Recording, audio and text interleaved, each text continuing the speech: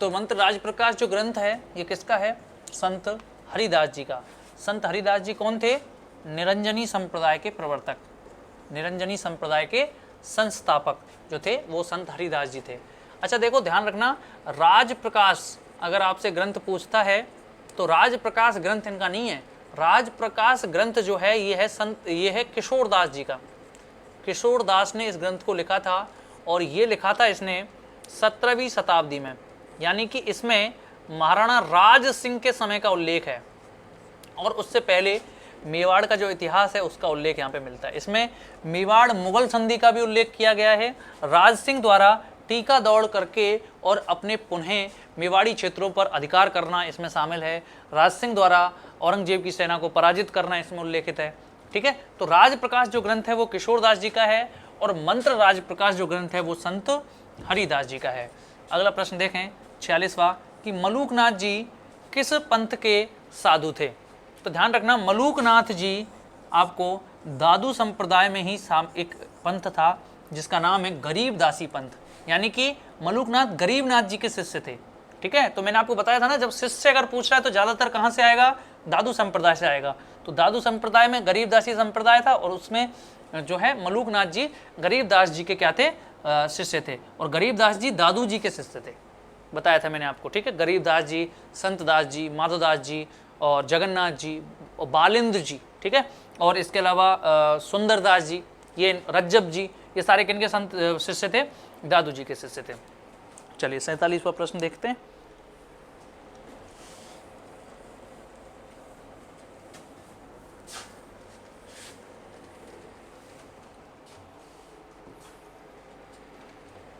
संत जसनाथ जी के बारे में कौन सा कथन सही नहीं है? तो पहला ऑप्शन है कि इनका जन्म 1482 ईस्वी में बीकानेर के कतरियासर गांव में हुआ। क्या ये बात सही नहीं है? तो भाई साहब बिल्कुल सही बात है ये कि इनका जन्म 1482 में कतरियासर गांव में ही हुआ था। दूसरा है कि 1506 में इन्होंने कतरियासर गांव में समाधि ले ली थी। क्या? तो बिल्कुल सही है, इन्होंने मात्र 24 वर्ष की अवस्था में समाधि ले ली थी। इन्होंने एक अग्नि नृत्य का प्रचलन भी शुरू किया था। ध्यान रखना, अग्नि नृत्य का प्रचलन भी किसने शुरू किया था? संत जसनाथ जी ने। आज भी जसनाती संप्रदाय के लोग अग्नि नृत्य करते हैं जो राजस्थान में प्रसिद्ध है, दुनिया भर में प्रसिद्ध है। ठीक है, राजस्थान के अलावा ये नृत्य कहीं नहीं होता है, केवल कहाँ होता है? राजस्थान में, और वो भी कहाँ? कतरियासर में। तीसरा ऑप्शन है कि कतरियासर गांव में इन्होंने क्या 12 वर्ष की तपस्या की थी या साधना की थी? तो ये बिल्कुल सही नहीं है, क्योंकि इतनी लंबी तपस्या इन्होंने नहीं की थी। कितनी तपस्या की थी इस बारे में हम बता नहीं सकते, ठीक है, लेकिन इन्होंने 12 वर्ष तक की तपस्या तो कम से कम नहीं की थी। चौथा है कि इनके उपदेश सिंभुदड़ा, कोणा और एक और आता है इसमें वाणी ग्रंथ में संग्रहित हैं। तो बिल्कुल सही है, इनके ग्रंथ थे, सिंभुदड़ा था, कोणा, कोंडा या कोणा एक ही बात है, कोणा भी हो सकता है या कोंडा जो लिख रहा है वो वाला है ना, कोंडा या कोणा, एक वाणी और सिंभुदड़ा सिंभुदड़ा भी हो सकता है। ठीक है, ये इनके क्या थे? उपदेश इन ग्रंथों में इसके शामिल थे। तो दोस्तों इसमें से कौन सा ऑप्शन आपको चूज करना है? तो दोबारा देखो, जन्म 1482 में हुआ था, बिल्कुल सही है, और इन्होंने समाधि 1506 में ली थी, बिल्कुल सही है। कतरियासर में इन्होंने 12 वर्ष की तपस्या की, ऐसा फिक्स नहीं है। ठीक है, इन्होंने वैसे साधना जो की थी वो मुकाम तालवा गांव में की थी। ठीक है, ध्यान रखना। तो इनके उपदेश सिंभुदड़ा और कोणा नामक ग्रंथ में संग्रहित हैं, तो बिल्कुल सही है। 48वां प्रश्न हम अब इसमें देखते हैं।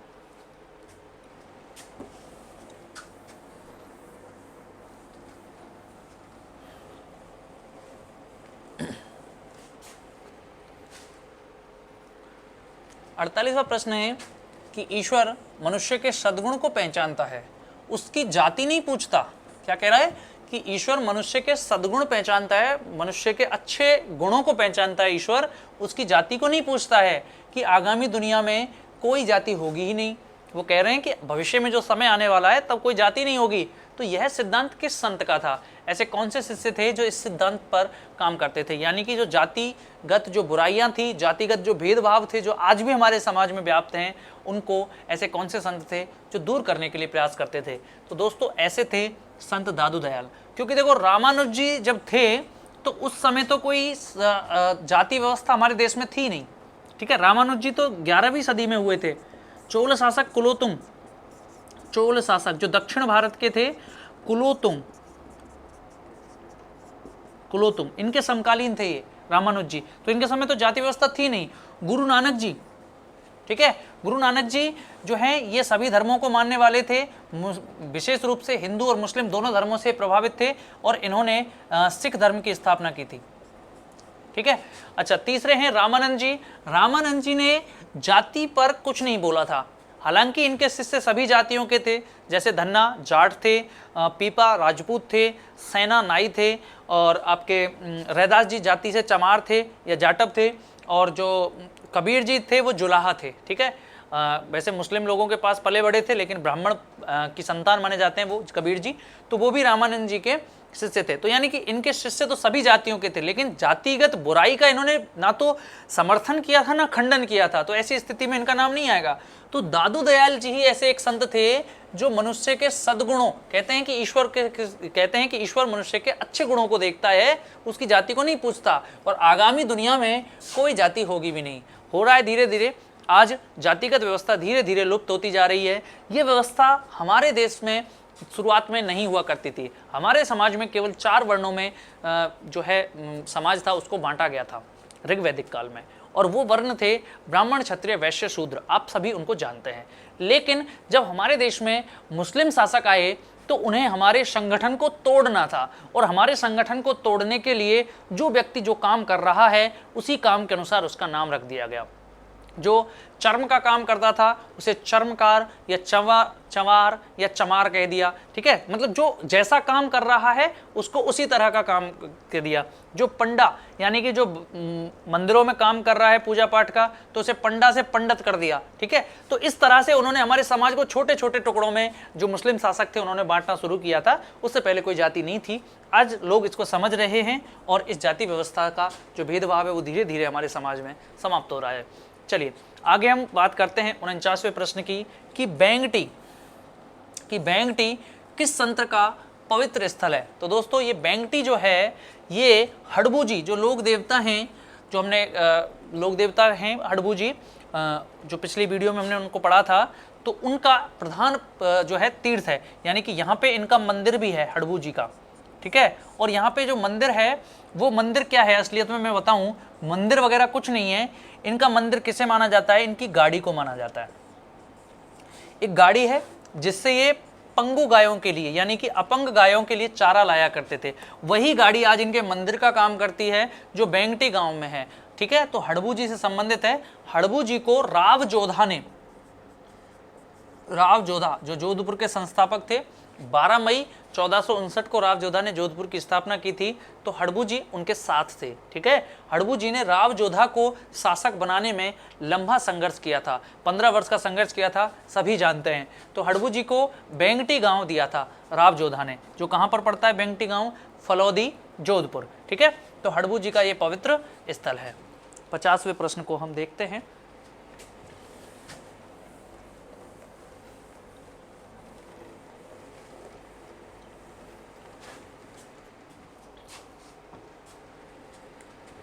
निम्नलिखित स्थानों में संत रैदास का जन्म स्थान कौन सा है। ठीक है, तो संत रैदास का जन्म स्थान कौन सा है, तो मैंने आपको बताया था काशी। काशी का ही दूसरा नाम क्या है, वाराणसी, और वाराणसी का ही दूसरा नाम है बनारस।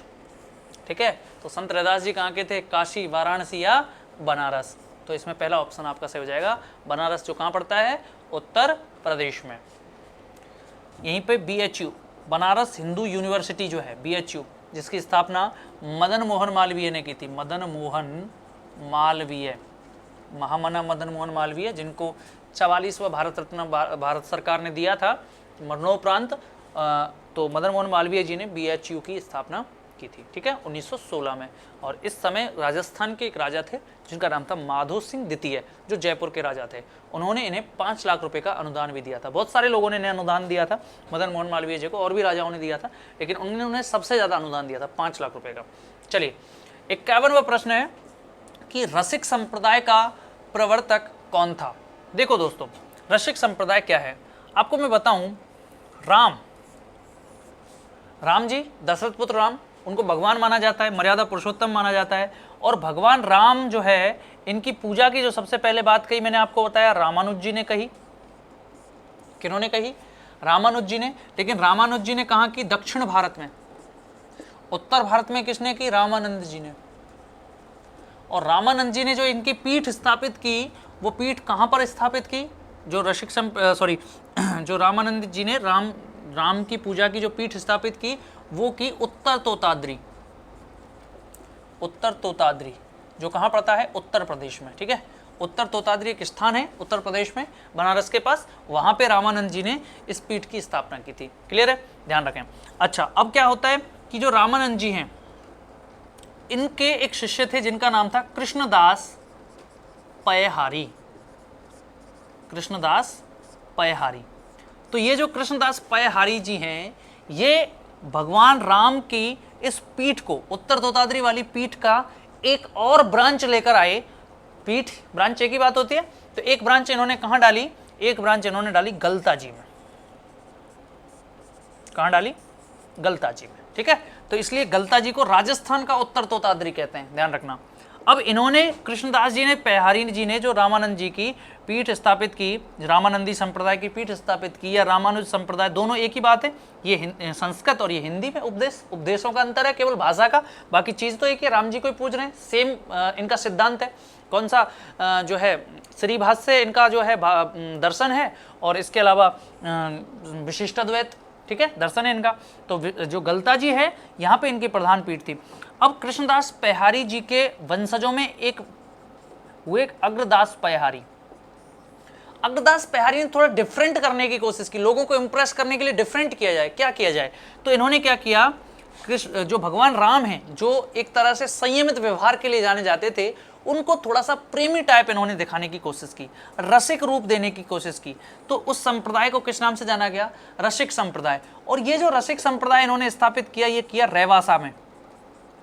रेवासा जो कहां पर पड़ता है दोस्तों? सीकर में। ठीक है, तो ध्यान दें, यहाँ पे प्रश्न क्या कह रहा है कि रसिक संप्रदाय का प्रवर्तक कौन था? तो रसिक संप्रदाय के प्रवर्तक कौन थे? अग्रदास जी पयहारी। कौन थे? अग्रदास जी पयहारी। अच्छा, अगर आपसे पूछे कि गलता जी में पीठ कौन लेकर आया, तो कृष्णदास जी पयहारी लेकर आए। क्लियर है? गलता जी को क्या कहते हैं? राजस्थान का उत्तर तोताद्री। चलिए, अगला प्रश्न है 52वां हमारा। अगला प्रश्न है दोस्तों 52वां। आचिंत्य भेदाभेदवाद का संबंध किस संप्रदाय से है? तो दोस्तों देखो, ध्यान से देखें, यहाँ पे आचिंत्य भेदाभेदवाद, यानी कि मैं इसको एक बार क्लियर कर देता हूँ कि ये क्या है? एक दर्शन है। ठीक है, और जो वैष्णव संप्रदाय हुए थे, उस वैष्णव संप्रदाय में दर्शन दिए गए थे। एक बार मैं पहले बता देता हूँ, उसके बाद आप इसमें से छटनी कर लेना। तो पहला जो है वैष्णव संप्रदाय का, वो है रामानुज संप्रदाय।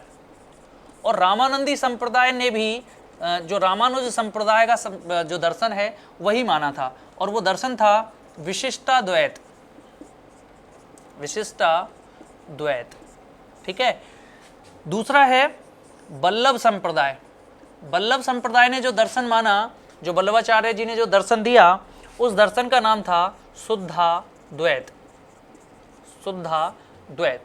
ठीक है, तीसरा था जो आपके निम्बार्क संप्रदाय ने दिया, उसका नाम था द्वैताद्वैत। द्वैताद्वैत या भेदा भेद।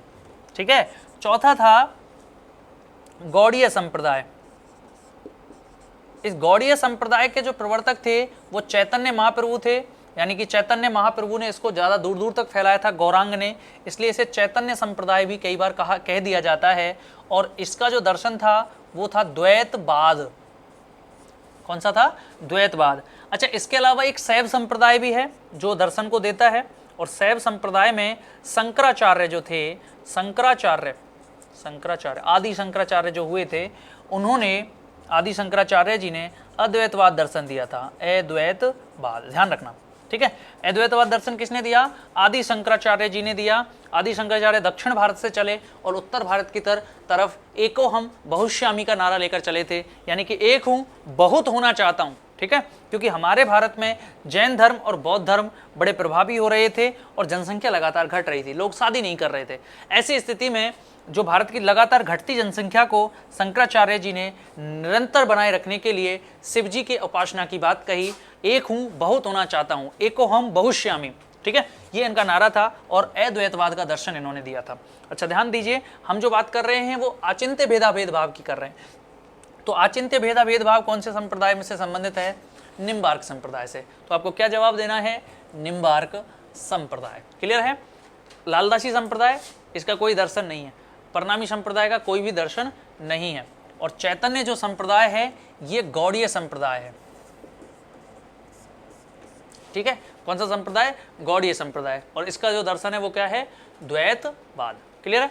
अच्छा 53वें प्रश्न पे आते हैं। 53वां प्रश्न कह रहा है कि पाशुपत संप्रदाय से संबंधित गुरु विश्वरूप का उल्लेख मिलता है। ठीक है, और ये यांत्रिक डिग्री परीक्षा 2016, ठीक है, इसमें ये प्रश्न पूछा गया है कि पाशुपत संप्रदाय से संबंधित गुरु विश्वरूप का नाम, ठीक है, किसको पूछा है? गुरु विश्वरूप का उल्लेख मिलता है। तो ध्यान रखेंगे, इसमें आपको जवाब देना है हर्ष पर्वत का शिलालेख 975 ईस्वी, जो चौहान शासकों ने स्थापित करवाया था। हर्षनाथ जी का शिलालेख भी बोल देते हैं इसे, हर्षनाथ जी का शिलालेख या हर्ष पर्वत का शिलालेख 975 में चौहान शासकों ने स्थापित करवाया था, अजमेर के चौहानों ने। ठीक है, या मैं कह सकता हूँ शाकंभरी के चौहानों ने। तो ये पाशुपत संप्रदाय से संबंधित गुरु विश्वरूप जी का नाम इसमें मिलता है हर्ष पर्वत के शिलालेख में, क्योंकि हर्ष जो हैं ये भी आदि शिव का रूप माने जाते हैं, आदि शिव, क्योंकि यहाँ पे शिव जी की लिंगोद्भव प्रतिमा है, लिंगोद्भव प्रतिमा। ठीक है, तो आपसे पूछे कि राजस्थान में लिंगोद्भव प्रतिमा शिव जी की कहाँ पर है, तो कहाँ पर है? हर्ष पर्वत पर। जो हर्ष हैं वो आदि शिव के रूप माने जाते हैं। ठीक है, हर्ष की जो बहन थी उन्हें जीर्ण माता, जो मैंने आपको कल लोक देवियों में बताई थी, जीर्ण माता हर्ष जी की बहन थी। ठीक है, तो गुरु विश्वरूप का उल्लेख किसमें मिलता है? इस हर्ष पर्वत के शिलालेख में ही मिलता है। चलिए नेक्स्ट प्रश्न जो हमें देख लेते हैं। अंतिम जो प्रश्न है आज का वो है कि राजस्थान का उत्तर तोताद्री किसे कहा जाता है, जो आरएसपुरी परीक्षा 2016 में पूछा गया। अच्छा प्रश्न है, आपको मैंने अभी बता भी दिया था उत्तर तोताद्री क्या है। तो उत्तर तोताद्री रामानंदी संप्रदाय की प्रधान पीठ है, रामानंदी संप्रदाय की प्रधान पीठ है, जो कहाँ पर है? कि प्रधान पीठ जो कहाँ पर है दोस्तों? उत्तर प्रदेश में। और इसी पीठ की एक ब्रांच हमारे राजस्थान में कौन लेकर आए? कृष्णदास पयहारी लेकर आए। कौन सी वाली? गलता जी।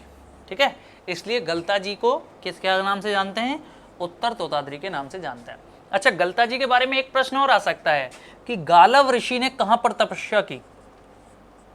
गालव ऋषि ने राजस्थान में कहां पर तपस्या की?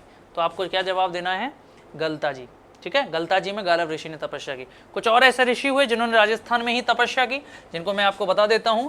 मांडव्य ऋषि, ये भी प्रश्न आ जाता है, मांडव्य ऋषि ने कहां तपस्या की? तो मांडव्य ऋषि ने जो तपस्या की वो अलवर का एक गांव है छोटा सा, जिसका नाम है ताल वृक्ष। ताल वृक्ष में जो है तपस्या की थी। इसी तरह शुक्राचार्य, जो शुक्र थे, इन्होंने कहां तपस्या की? तो शुक्राचार्य जी ने सांभर झील के किनारे तपस्या की, सांभर झील के किनारे तपस्या की शुक्राचार्य ने। अच्छा, द्रोणाचार्य ने कहां तपस्या की? तो गुरु द्रोण ने कहां तपस्या की? तो इन्होंने ताल छापर झील के किनारे की। ठीक है, परशुराम जी ने कहां तपस्या की? परशुराम जी ने तपस्या की नानेरा, कोटा। ठीक है, अच्छा, और आपसे पूछे वशिष्ठ ऋषि जी ने कहां पे तपस्या की? तो जो वशिष्ठ गुरु थे इन्होंने तपस्या की थी आपके आबू पर्वत पर, आबू पर्वत पर इन्होंने तपस्या की। ठीक है, इसी तरह कपिल मुनि ने कहां तपस्या की? कपिल मुनि इन्होंने रेगिस्तान में कोलायत में, कोलायत जो झील है उसके किनारे इन्होंने तपस्या की थी। क्लियर है? तो चलो, गालव ऋषि ने कहां तपस्या की? गलता जी में। ठीक है, तो हमने जो प्रश्न था वो था उत्तर तोताद्री। तो उत्तर तोताद्री किसे कहते हैं? गलता जी को। क्यों कहते हैं? क्योंकि गलता जी में रामानंदी संप्रदाय की एक पीठ स्थापित है, जो राजस्थान में मिलने वाली इसकी प्रधान पीठ है। ठीक है, तो रामानंदी संप्रदाय की वैसे जो प्रधान पीठ है भारत में वो कहाँ है? उत्तर तोताद्री में। क्लियर? अगर आपसे रामानुज संप्रदाय की प्रधान पीठ पूछे, रामानुज संप्रदाय की प्रधान पीठ, तो तिरुपति बालाजी, आंध्र प्रदेश में जो है तिरुपति बालाजी, वहाँ पर इनकी जो प्रधान पीठ है। लेकिन राजस्थान में रामानुज संप्रदाय की पीठ पूछे तो वही गलता जी में है। क्लियर है? इस तरह से आज का ये टॉपिक हमारा पूरा होता है, जिसमें हमने संत और संप्रदायों को पढ़ा है। दोस्तों बहुत बहुत धन्यवाद, आप इसको लास्ट तक देखते रहे। इसी तरह आपको प्रश्नों को हल करने का तरीका लगातार सीखते रहना है। मुझे आपको अगर ये हमारी वीडियो अच्छी लग रही है तो हमें ज़रूर बताएं। बहुत बहुत धन्यवाद दोस्तों।